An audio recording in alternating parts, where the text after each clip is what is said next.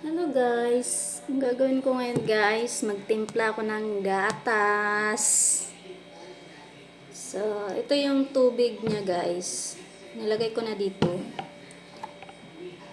Tapos, titimplan ko siya sa baso. Kahit malaki na yung anak ko guys, ito pa rin ginagawa ko simula nung ano siya, infant pa lang siya.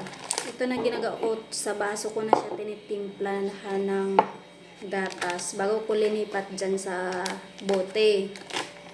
So, ito ibigay ko sa inyo yung idea bakit dito muna itimpla tsaka ilagay dyan.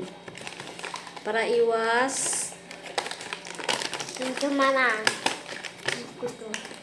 buo-buo yung gatas guys, at maiwasan ng pag bloated ng bata kasi minsan buo-buo yung gatas na inom ng bata, so ang nangyayari sumasakit ang tiyan, diba?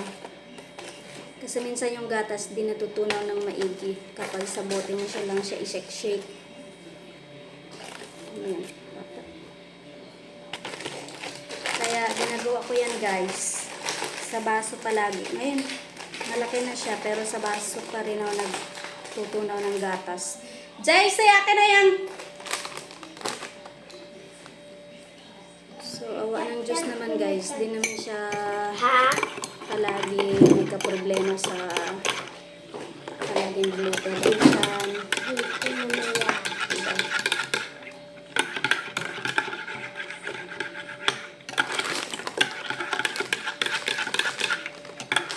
Tunaw ko muna dito yung gatas guys. Diba? Kasi kapag sa baso mo siya ititimpla, malalaman mo na wala nang bubo yung gatas.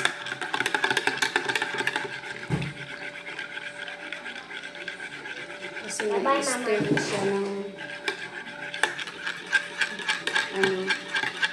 maigi. Dahil sa gabi lang nagagatas yung anak ko guys. Humingi talaga siya. Hindi pa siya naglalet ko sa gatas. Ito guys. Ganyan ang ginagawa. Oo.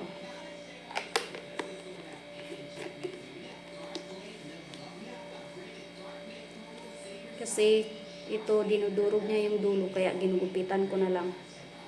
So pagka-inom niya parang nag ano na lang siya. So ayan lang guys. Sana may ma-idea kayo lalo na sa mga new mommies.